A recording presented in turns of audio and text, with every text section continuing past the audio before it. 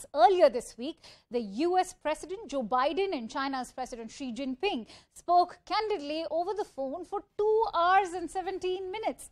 The topics that were discussed ranged from aligning interests to climate change, but the main subject was Taiwan. As we all know, it's been a serious point of conflict for the two superpowers, considering their differing stances on the island of Taiwan. According to Chinese sources, Xi Jinping told Biden, and I quote, "If you play with fire, you get burned." As per the account shared by the White House, on the other hand, Biden emphasized that the US opposes any efforts to undermine peace and stability in Taiwan. This call comes in the backdrop of a possible visit of US House Speaker Nancy Pelosi to the island. Whether or not that will pan out, let's also try and find out from our CNN correspondent, Kevin Liptak, who's joining me live from Washington.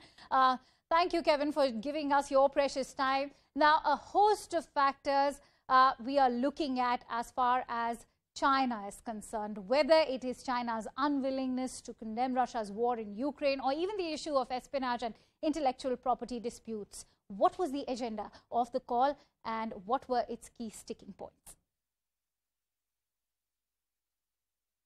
Yeah, well, there was quite a wide-ranging agenda for this call between President Biden and President Xi. And I think the top issues are these security concerns in the South and East China Seas, concerns surrounding Taiwan that the President Biden, really wanted to discuss with his counterpart to try and ease some of these tensions and avoid what the U.S. says could be a miscommunication about what's going on in that region. And of course, this is the fifth time that the two men have spoken over the course of President Biden's presidency. And what President Biden wants to do is to establish this regular period of communication for the two men to talk so that essentially there are no surprises, so that these open channels of communication can be maintained so that there isn't some sort of inadvertent conflict in the region, so that Xi feels comfortable enough speaking to President Biden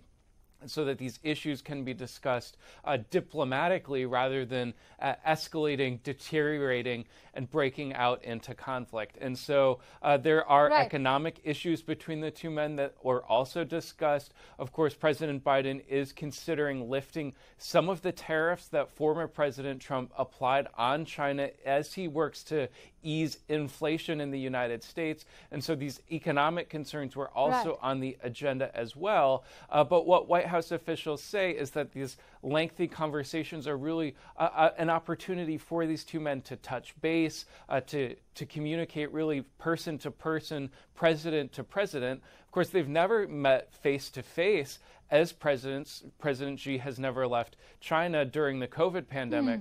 What U.S. officials hope is that they could potentially meet before the end of the year, maybe in Asia during a set of summits that are set to take place there in November.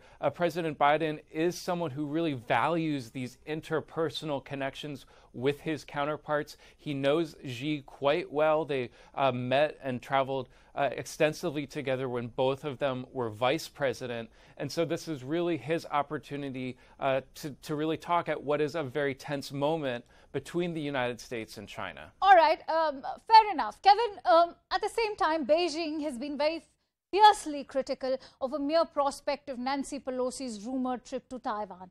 Keeping the timing in mind, should we now expect the call to calm down the recent escalation after China threatened serious consequences if Pelosi visits Taiwan, not to forget the warning that has been extended by Xi Jinping over the phone call?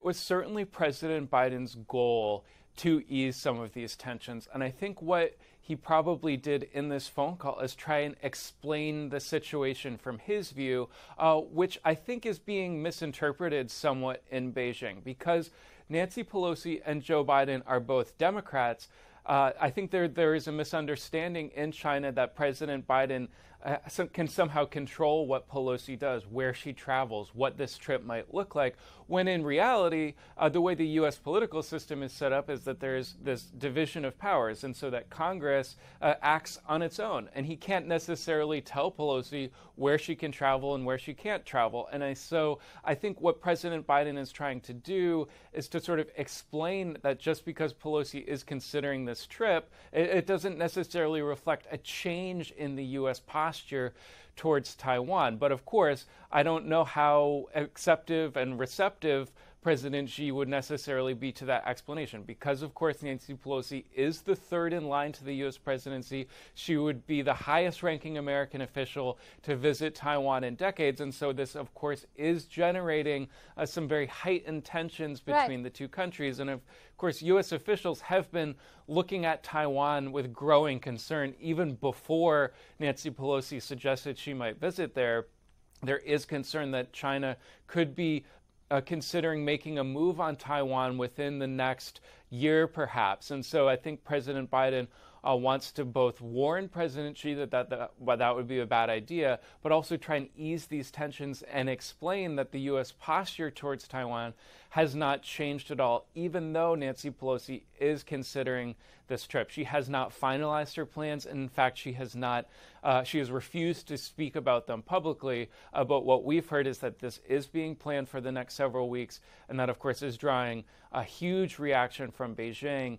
We'll see whether this call has been able to lower those temperature in any way, but it was certainly something that they were expected to talk about at some length. All right. Many thanks, Kevin Liptak, for bringing in all those details and putting the entire situation into perspective for us. And